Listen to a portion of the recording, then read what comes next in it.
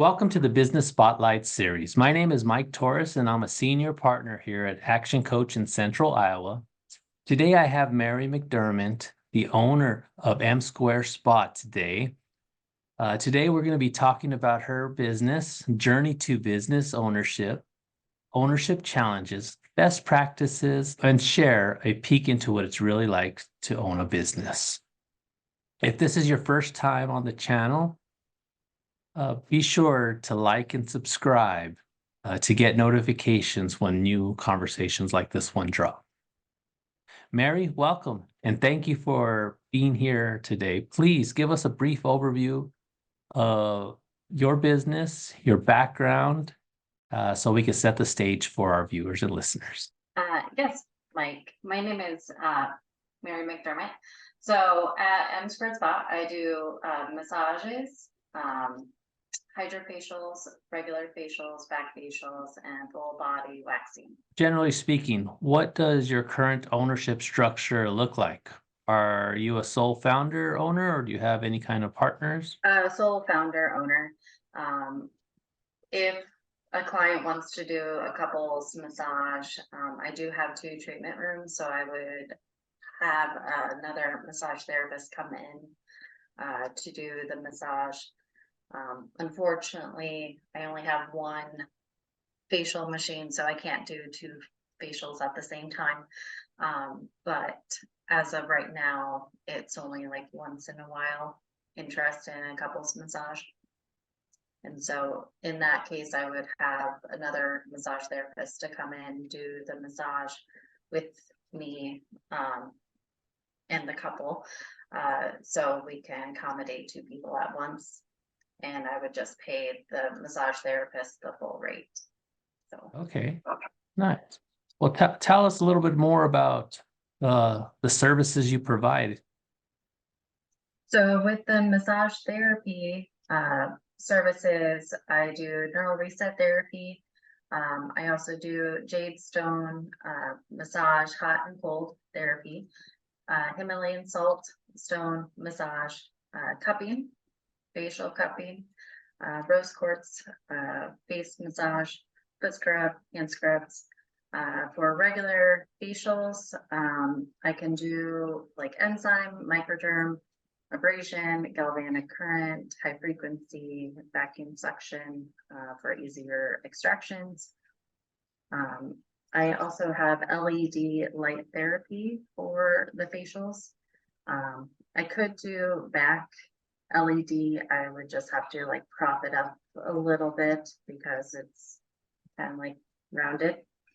And then with the facials, normally it's massage, hand and neck massage, unless it's a 30-minute facial, because those are more target treatments. And then for hydrofacial, I could do from the face all the way down to the toes. With that, it's a 3-step process. It's a manual and chemical exfoliant using like the dual chamber wand that pretty much blasts the skin with the chemical exfoliant and sucks up the dead skin cells. And then with extractions, kind of the same process, but it's a different vacuum tip. So I can get into the little nasal folds a little bit easier. And then the last step is hydration. So it like imbues the skin with the super serums on the 3rd step. With that being said, you could up the service by doing like LED light therapy with a booster. It's more of a concentrated focus serum for the skin type need that they need. And then the platinum hydrofacial is lymphatic drainage with the vacuum suction added with that. And then full body waxing, pretty much I use natural waxes. I use New Free, which is a soy base. Technically, it's not a wax because it doesn't rip the skin. And then I use a natural organic hard wax. It's mostly bead wax and honey with lavender and So it's more natural. It's not as harsh as a lot of the other waxes out there in the field.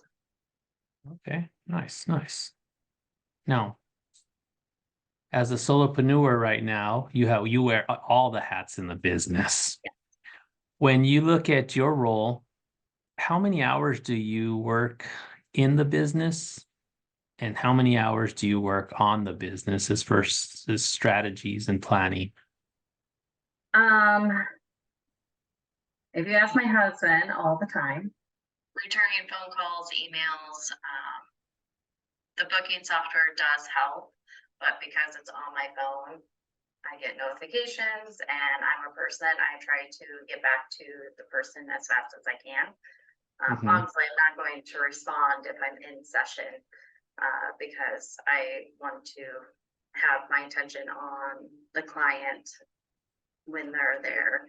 But normally, like if it's after hours or even on my days off, like for example, today, I had like 2 people that reached out and I still answered my phone, even though my husband's like, technically you're closed. Why are you answering your phone? And I'm just like, because normally people are not off on Wednesdays, like I am.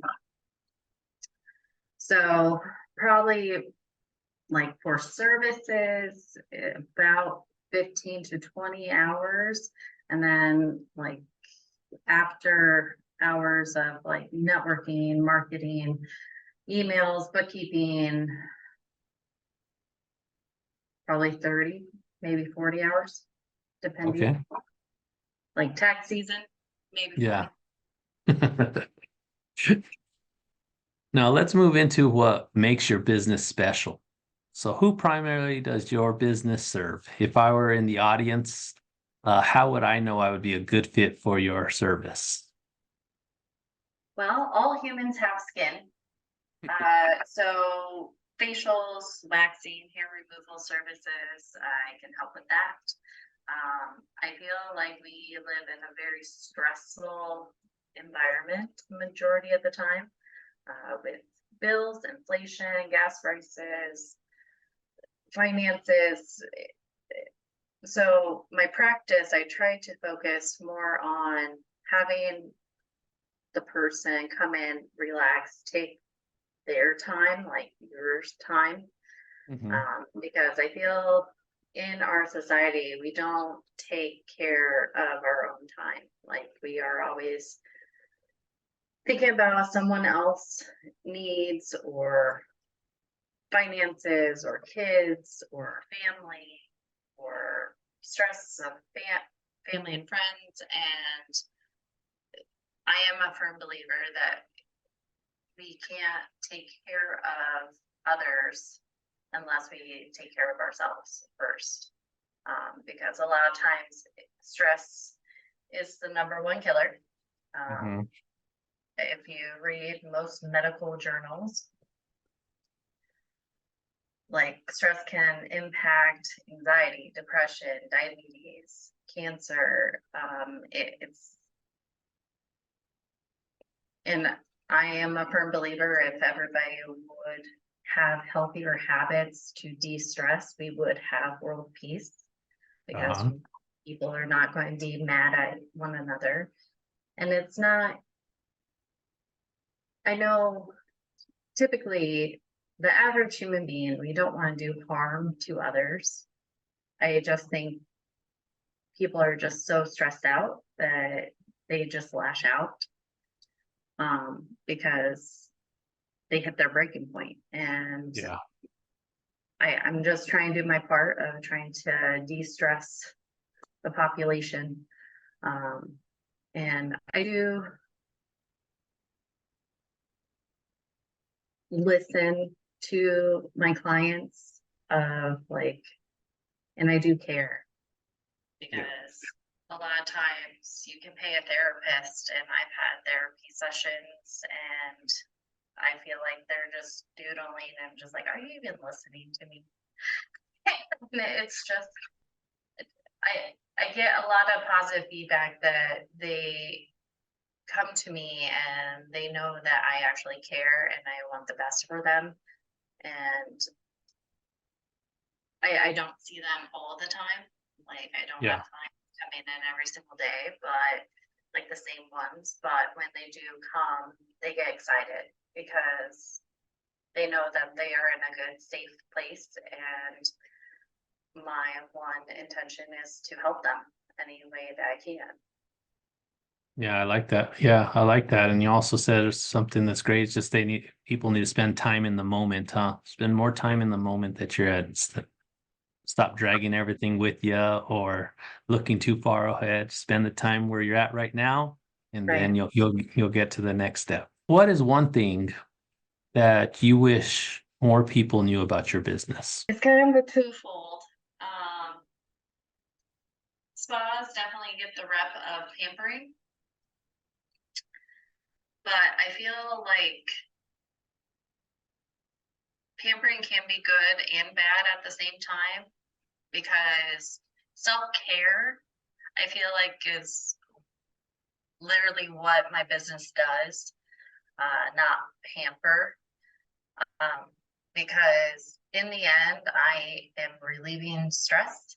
I am decreasing depression, anxiety.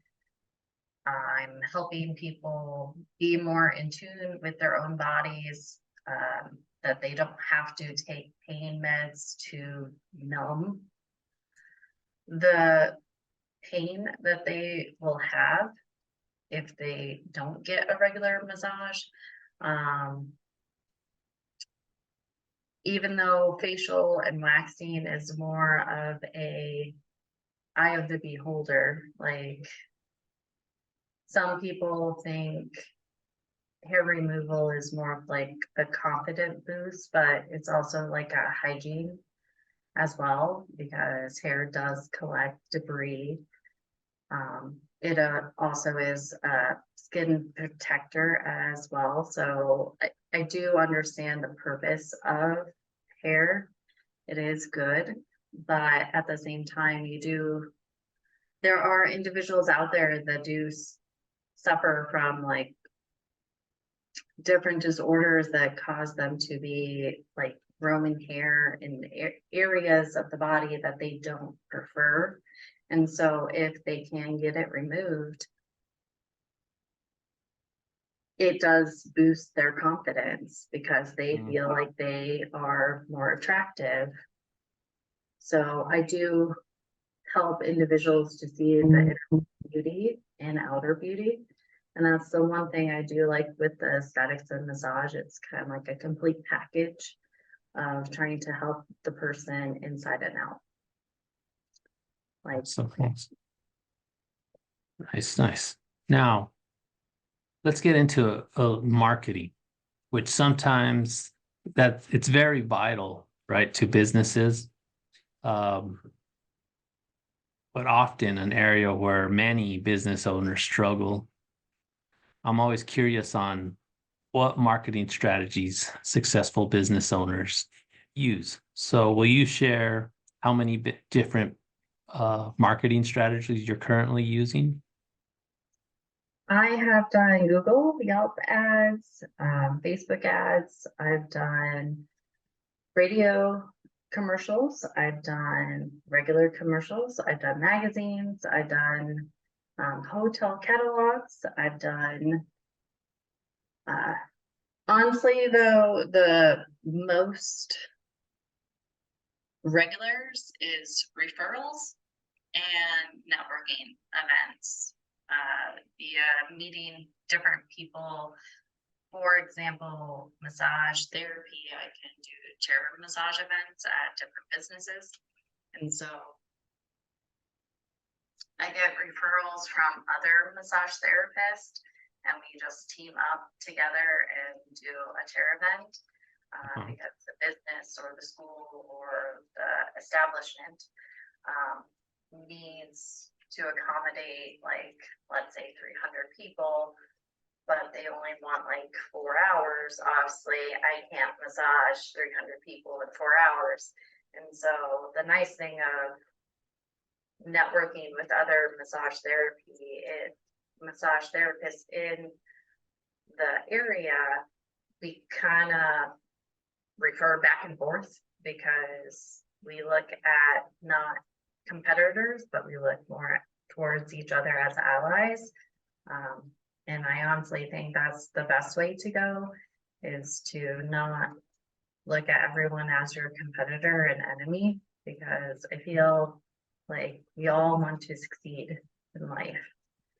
And so probably the biggest is networking and building relationships with other individuals in the field, because a lot of times if I can't get someone in that week, I have at least like 6 other massage therapists that might have an opening that week. And me personally, I rather help the person get the issue resolved instead of them waiting like a few weeks out. Yeah. Yeah. So you would say what do you say your number one business strategy is right now? Networking is Networking. probably the That's biggest right is now, that that I actually get feedback and vice versa. Like I get more, plus with referrals as well. nice. Networking and referrals. Now, what approach have you been taking to track your leads? Do you use a CRM or any kind of software to help you with that? So my booking software actually tracks that. So whenever I have a booking via Google, Facebook, campaign, so I send out like discount promotions for people, for clients' birthdays. And so if they click on the link, for example, book an appointment, it tracks like, oh, it was this campaign. So for 90% of my business, it's via the booking software link that I use. Probably the 10 other percent is like not through the booking software. For example, when I do a chair event and another business calls me, it doesn't track the call. It more, I just do a mental note of when I do like bookkeeping purposes, is for chair events, or when I do rag bride doing massages, it's that portion is separate. We spent a bunch of time focused on the business and sharing the best practices for the audience. I would love to take a step back and dive a little bit more into your journey. So, why did you choose to go into business for yourself, opposing to work for someone else? And what has your journey been like?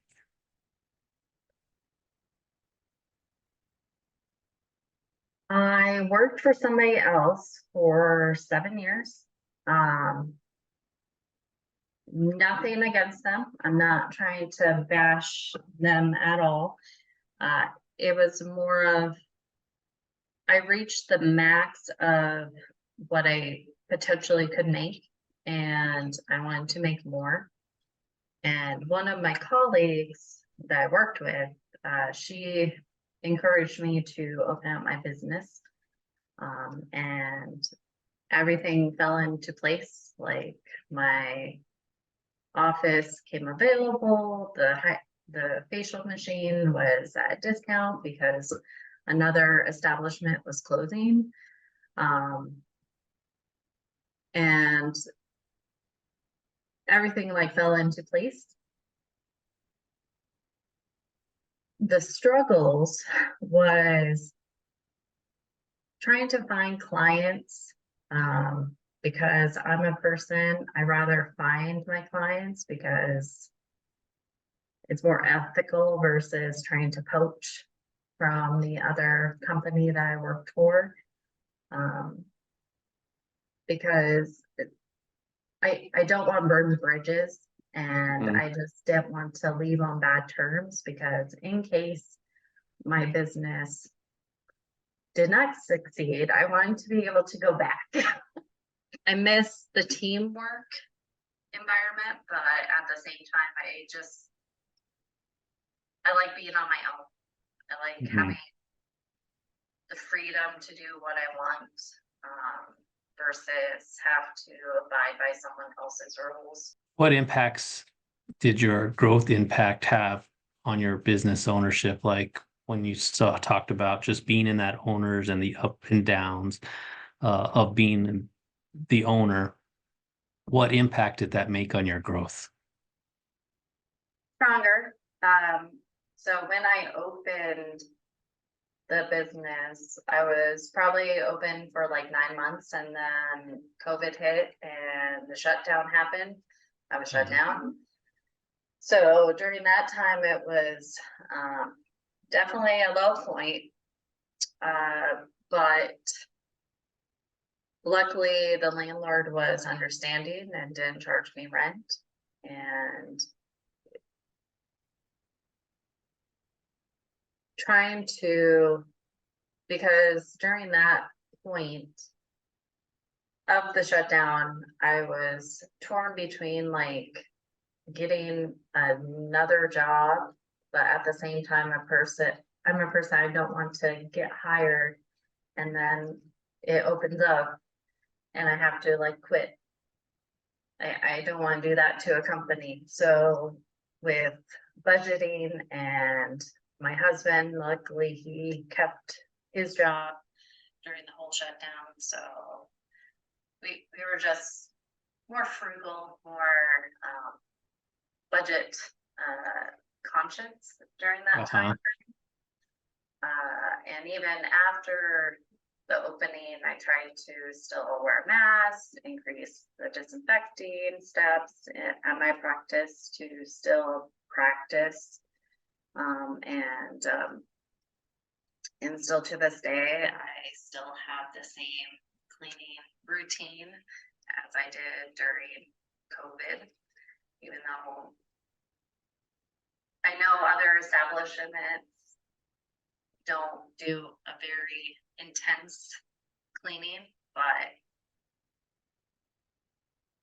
the bright side, I haven't gotten sick in the last 30 years, so it's nothing right.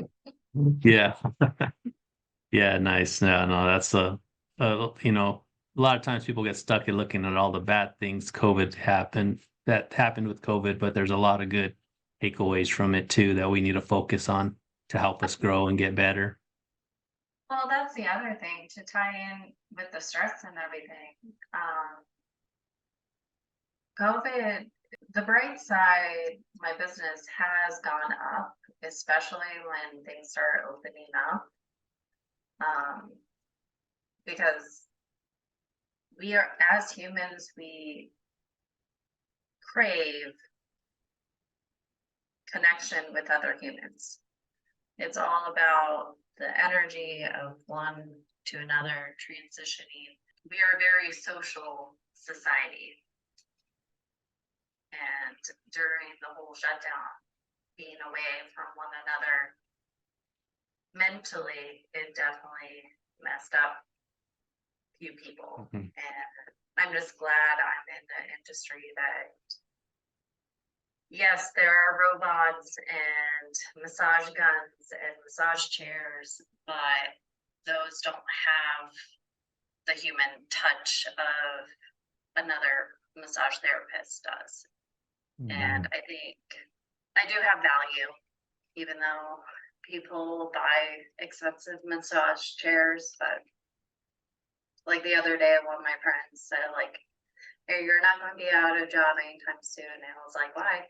It's like, well, I sat in one of those massage chairs, and I know you've always like talked very bad about the massage chair, and you were right, because now my back is hurting. I'm just like, I'm sorry that your back is hurting. But I did warn you. But I have availability later this week if you want to come in. Yeah.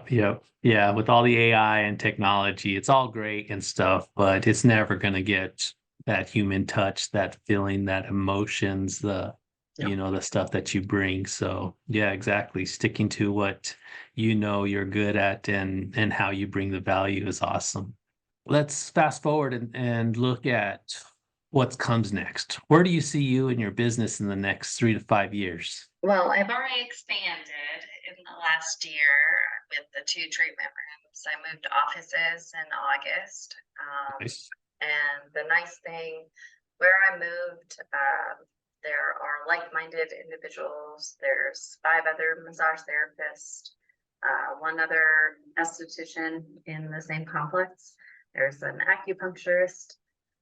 So a lot of times I will like cross refer out. And so I see myself staying here at least for the next like 3 to 5 years.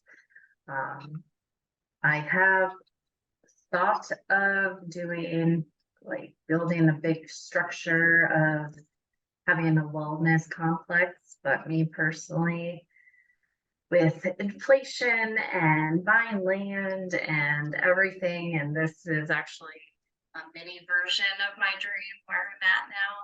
So I'm very content with where I'm at now. Right now, though, is expanding the business, growing it. I'm not to the point of I'm booked out like months in advance. So will I be there? I'm looking forward to it. But just trying to help people as much as possible. I have thought about being more active with the board. In the last month and a half, both of my licenses have been, a lot of the guidelines and laws have changed within the last 6 months of aesthetics and massage therapy license. And so I do want to do more of an advocate for those licensings and maybe apply for being a board member. And then I've also thought about doing teaching because which kind of goes hand in hand. There was legislation for massage therapy that was changed before you had to have a sponsor, like a school to sponsor you in order to teach. And now the massage board actually changed the law, I think a few years ago, that you don't need a sponsor. And I would like that to be the same for aesthetics as well, because a lot of the schools are not doing the continuing education hours. They are doing like the bare minimum. And me personally, it is a struggle trying to find continuing education for my aesthetics because the schools are not offering it as much. And I feel, and I would like to teach because I am a firm believer that you obtain more when you teach someone a new skill, plus it helps them to learn a new skill that they didn't know before. So Yeah, nice. Yeah, always having that teaching mentality. Teach what you learn. yep. Now, yeah, that kind of goes into our team kind of section. I know you don't have a team, but I always like to ask, how would you describe your leadership style and how has it changed over the years as you became from employee to now owner? I've always been a team player. Like even when I was a manager, different career paths, and I was a lead massage therapist, esthetician where I was. I've always been a person, I like to listen to both sides of the story. So I do meet with other therapists, estheticians, get their feedback if they have questions, vice versa. I do belong to several health professional groups in the metro. So once a month, I like meet with them over coffee or lunch, and we discuss like pros, cons. If one person is struggling trying to like network or gain people in, or I always try to help out giving advice, because I feel like we all suffer in any industry, and I feel we should all support one another. Now, we've certainly covered a lot of ground in our conversation today. So for those who are watching, I highly recommend you just save this and look back and get some tidbits and nuggets that Mary has given us. As we begin to wrap up, I have a few rapid fire questions, some quick top of the head answers. What is the key to success for you? Helping people. What is one piece of advice for other business owners? Don't sweat the small stuff. I struggle with that. I'm a bit of a perfectionist, and so I try. If I don't get to it today, there's always tomorrow. Now, what is one book you are reading or have read most recently? Atomic Habits by James Clear. I just started that one. If you had to choose only one area of your business that could immediately improve tomorrow, what would it be? Immediately improve tomorrow. Probably being noticed. I feel like people know of me, but not everybody. And at least recognition that they know of me and my business. Before we get into our final question of the day, how can others learn more about you and M Square Spa, and how can they get in contact with you? So I have a website, www.msquaredspa.com. I'm also on Facebook, M Squared Spa. And then I have LinkedIn, Mary McDermott, Instagram, M Squared Spa, and then booking phone number, email. Email is msquaredspa@gmail.com, and the phone number for the spa is 515-400-4780. Awesome. Yeah, make sure that you guys follow Mary in M Square Spa. Look her up, her website, and find out if she's the right fit for you. Now, with our final question, what is most inspiring you today? I would say certain people. My hard work ethic is probably from my mom. Mm-hmm. And even though she's dealing with like health stuff, she is still trying to stay positive during it. So definitely her, and few of the networking people that I talked to at network that I attend this morning. A lot of them are just like very positive individuals. I think that's one of the things some people lack in society. Like, you can build relationships like on a professional level, and support, even if they're not in the same field as you. A lot of times they can like cross refer or help. For example, there's a speech specialist, Norman Boaz, and he always gives us like little pointers to like talk about presenting ourselves, because our voice is our business, ourselves. And I've learned a lot from him. And even with like realtors or like insurance agents, that they definitely have a nurturing, because they want to have the home that fits the family that goes in it. They don't want to just sell any home to the person, or even insurance. Not one insurance is perfect for every individual. Like, if they have complications, obviously they might have to think outside the box and refer, like that way they don't have to go through underwriting.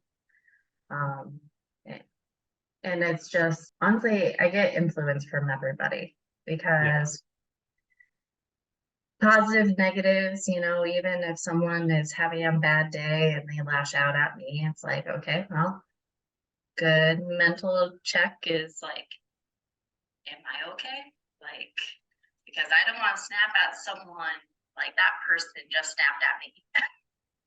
Yeah. Nice. I like it, Mary. All the generosity of other people around you, you're catching it, and that's what's inspiring you. I love it. Well, thank you for your time, and everybody, again, Mary McDermott with M Square Spa. Make sure you follow, look her up, and go get a massage. Thank you. Thank you, Mike.